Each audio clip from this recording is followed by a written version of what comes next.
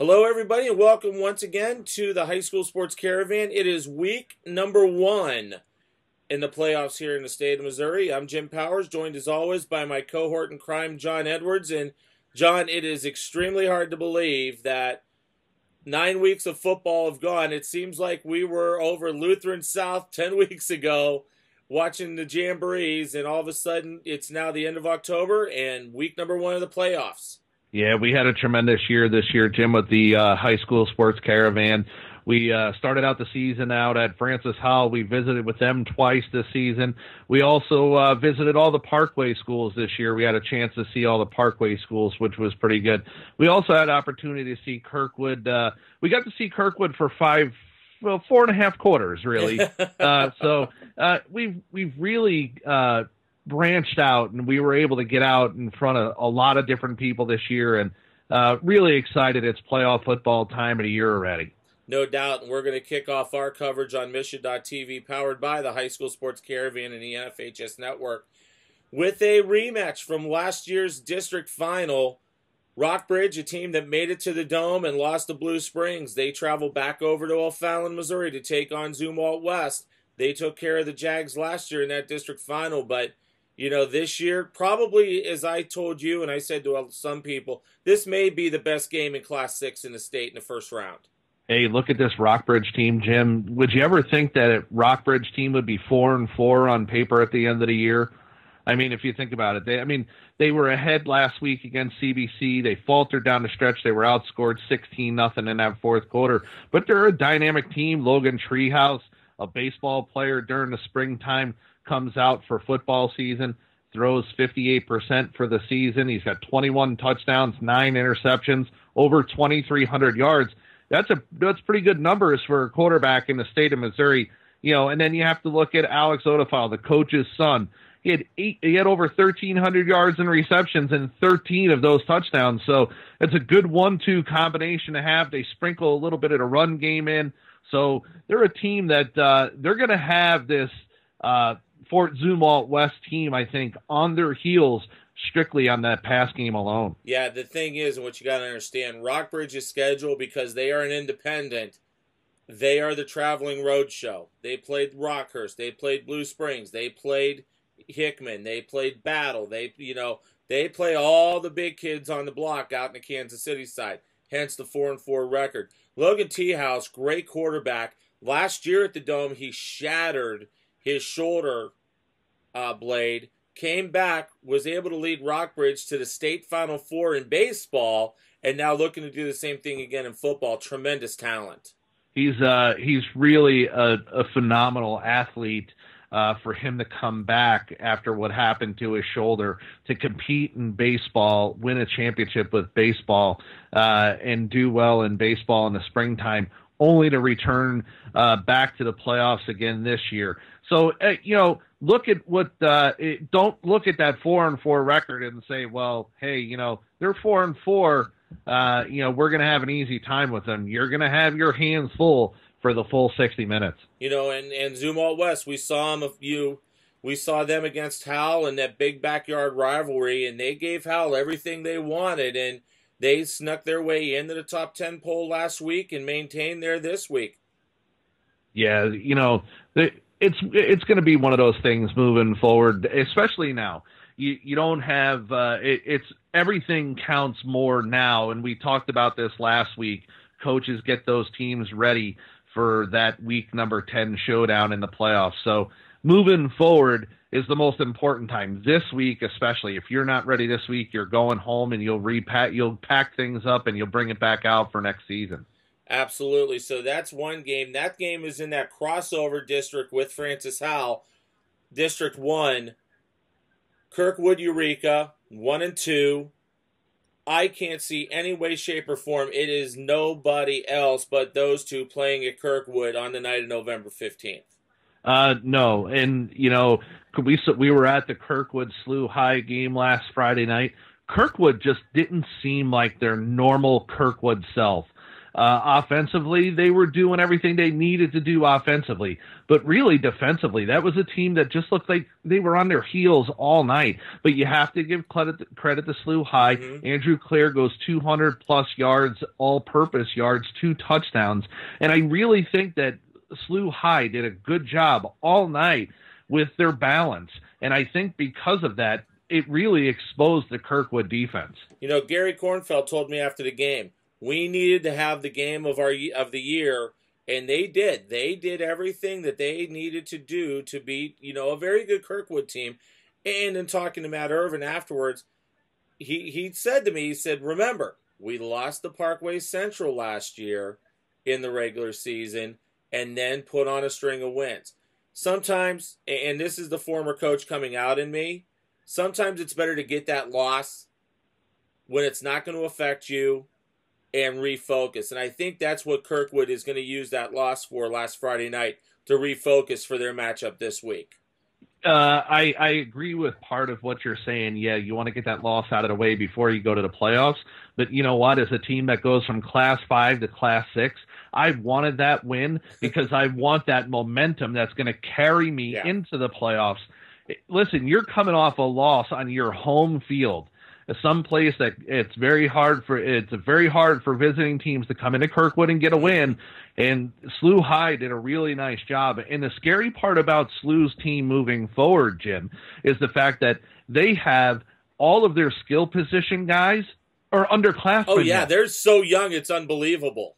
I mean, if you talk about their wide receiver, Daniel Isom, and their quarterback, this is a team they're set for the next year or two skill position wise, and they have a young, a young group up front. And defensively, they did a very nice job in certain parts of the game against Kirkwood. So that's a team moving forward for teams in the MCC.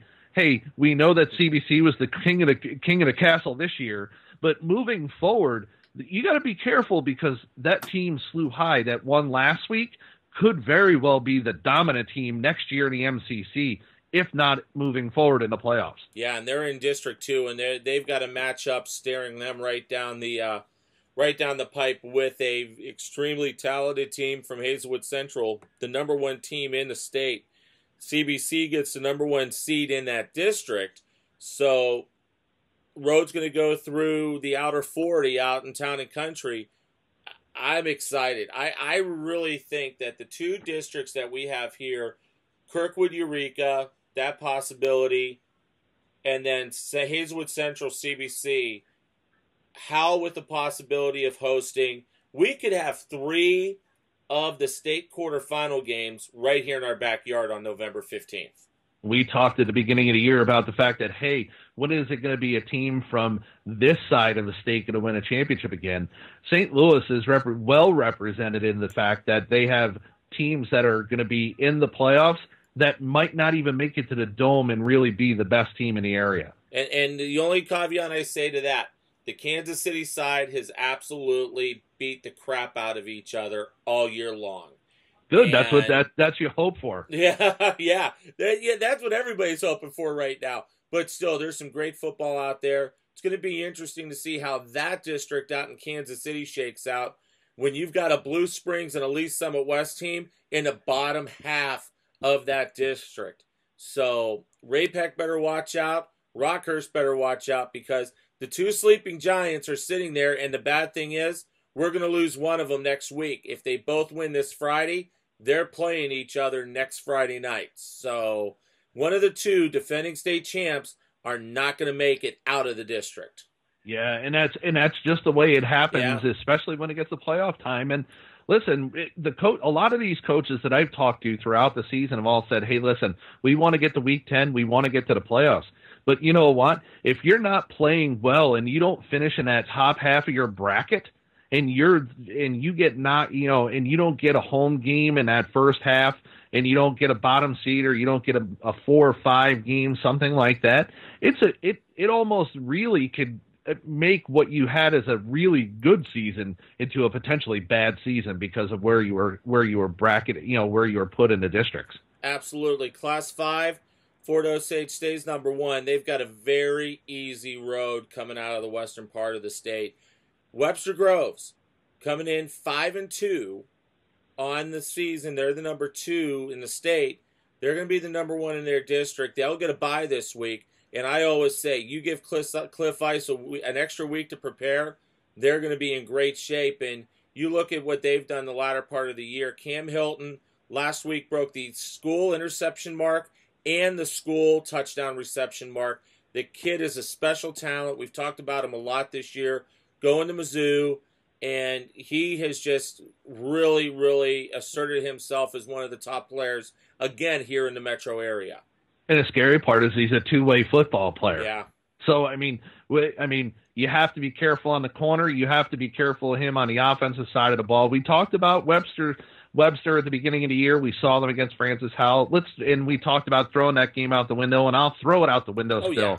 You know, but like I talked to you last week about, Rob Thompson has really asserted himself as a guy who really could be that player controlling the football. We talked about Cam Hilton's skill, going into last week's games. He had 10 touchdowns on the season. Webster Groves is a scary team for anyone, especially when you have to play him at Webster Groves. Nice thing is, if they get through their district and Jackson gets through their district, that game is at Webster. So Webster may get, a state-ranked Jackson team in their own stadium at Moss Field on the, I believe that's on the 15th as well. November 15th could have all the possibilities of just some outstanding football. We talk about the first week of the playoffs, but really, are we worried about the first week of the playoffs, or are we actually worried about week 3 of the playoffs at this point? Either way, we get it. I mean, we're very fortunate here because no matter what the matchups are, we're going to provide the best games and for Misha TV, and we're going to bring those games to you no matter what. So we're going to, no matter where we go, we're going to have a really solid matchup. We saw Jackson earlier this season against Vianney. We saw Jackson get out to a big lead, and Vianney came back. The scary part in me saying that is the fact that I think Webster Groves is a far better team than Vianney this year, and I think that game is probably going to be the game of the night on November 15th. Absolutely. Ladue ranked in the top 10 in Class 5. Also, Zumwalt North, couple teams that we'll be watching, in the Class 5 bracket. Let's slide down to Class 4, which, once again, all roads in Class 4 run through Webb City, but you look at the crop of Class 4 teams here in the metro area, and I'm even going to throw Borgia into the metro area mix. They're just outside of our coverage zone. But you've got Afton, you've got Miller Career, you've got Borgia, you've got Westminster. Wow, wow, wow. I mean, we saw what Westminster did to Borgia last week to get the number 1 seed in their district. That's going to be a possible rematch. You got Afton that's run the table, moved up to number 4 in the state poll. They've got Miller Career in their district. There's some great possibilities for some outstanding district championship games in Class 4. But you also have to look at the fact that some of these teams aren't really playoff battle tested too. But if you look at an Afton team, they're kind of like they're kind of like the little kid on the block as far as I'm concerned, because they're a team that when we saw them at the Jamboree way back, which seems like forever ago, but we didn't really think much of them, but they're really a team that's proved us both wrong as the season's progressed. And that's a team that's firing on all cylinders right now. Miller Career loses a couple of weeks ago. So you look at momentum and how things are taking some of these teams along. And I get that all roads lead through Webb City. I'm tired, absolutely exhausted of hearing about Webb City. And I've said this to you, and I've said this to other people. I make a push. If Webb City really has to prove themselves at this point, they've been the darlings of Class 4 forever. I say Webb City moves up and they play Class 5 because that's really, there's no competition for them left at Class 4. I agree, but you know what, and we've talked a lot about this, and I actually talked a lot about this morning on a radio hit that I did. And the bottom line is, it's a program. Those kids have the playbook when they're in 4th and 5th grade. Those coaches are sitting in meetings. You know, it just is how it is. And you know what? John Rodriguez, he's basically telling you, I'm running the veer, you're going to stop the veer, or we're not going to stop running it. And that nobody can stop it. And that's the thing. Big thing is, though, if there is a number 1 team in the state of Missouri, it's Webb City. They knocked off Rockhurst at Rockhurst, and they took Rockhurst to the woodshed earlier this year. So I'm justified in saying it. Do I like saying it? No. I don't think really hope likes that to somebody say it. from this side of the state can finally win Class 4? Absolutely. You know, going back to the teams that we talked about, and I agree with you, I think Afton has the athletic ability to get through, and they're tough kids. I've said this about Miller career. They've had a great year. They have great years year in and year out. Their issue is not them, it's the schedule that they have to play. And we see it year in and year out. They run through the PHL, they run roughshod through the PHL. They'll win the first couple district games, and then they're going to run into a buzzsaw. And we've seen that every year. And it's just not Miller, it's every PHL team. They've got to figure out a way in the PHL, almost like, and I'm going to make a reference to the Missouri Valley Football Conference with unbalanced scheduling, to kind of bulk up their non-conference, to get those kids ready. You've got to do that in the PHL. And if you're a PHL coach, you've got to schedule. I give Miller a lot of credit. They scheduled Jackson in week 9. That's a great, and you know what, though? The unfortunate thing, they lost, and they lost pretty handily. So I'm hoping that they can figure that out, because there's some great kids in the PHL. I love watching PHL football. I just hate when they make it to the playoffs and their expectations are so high. The problem is they just don't play the same competition that everybody else does in the state during the regular season. And when you talk about an unbalanced schedule, not only in the PHL, but I would like to see an unbalanced schedule scheduled all throughout high school football. Because you know what? Some of these teams that you play within your conference may not be up to caliber of the team that you might see in the playoffs. And it makes things really difficult for coaches and coaching staff to prepare their teams moving forward come playoff time. So if they were to make an unbalanced schedule, I think it benefits, yes, some of the schools in the PHL, but it also benefits some of these other schools throughout the state. Absolutely. Real quick, John, let's talk about Class 3. John Burroughs, I think they've got a great shot to make it back to the Dome. They've got to take care of their business, though, in the district. I think they do that. But they're going to have a couple games in the later bracket. California is one that jumps to the top of my mind that they're going to have to get past to get back to the Dome. Unfortunately, I know very little to nothing about the California team because, well, California to me is in the western part of the United States. I don't think much about where California is in Missouri. So that's no disrespect to the California team here.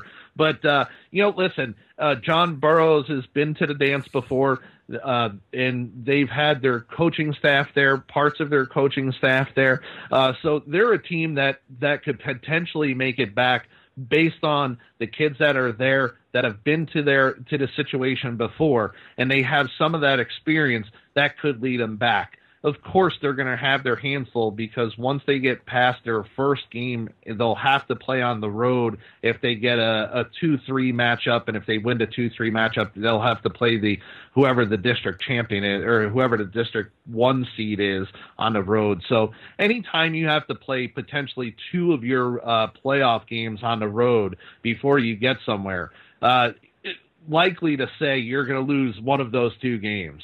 Absolutely. And then in Class 2, Lutheran North, great season. Brentwood, once again, surprise of the area, under everybody's radar. Jacob Clay, just out of his mind with the numbers that we've seen this year. Problem being, same district, could be very interesting. Yeah, it could be, and some of us had talked this year about the Brentwood team as being a one-trick pony because of Jacob Clay, and really some of the teams that they played this year just couldn't handle Brentwood's offensive line and what Jacob Clay did. So Brentwood potentially could have their hands full in week 1 of the playoffs. And if they can get past week 1 of the playoffs, week 2 will be even more difficult for them. Absolutely. John, it's going to be a great first week of the playoffs, my friend. Oh, I'm really excited about it. We don't get an opportunity to cover teams like Rockbridge from the west, from out in the Columbia way, or anybody on the other side of Columbia very often. So getting an opportunity to see a Rockbridge team come in for throughout the years has been a powerhouse football school. Well, actually, I won't just say football. They're a pretty powerhouse school when it comes to athletics, period. Yeah. To get them to come to this side of the state, in October to see a little football, I'm excited. I'm looking forward to it. Absolutely. So we're going to have all sorts of football action on Friday night. Also, I'll be down at the state softball championships. Eureka playing Holt in the Class 4 championships. DeSoto made it down. So we'll have some pictures up on the website from the state softball championships and a few of those things. So big weekend for us at the Caravan.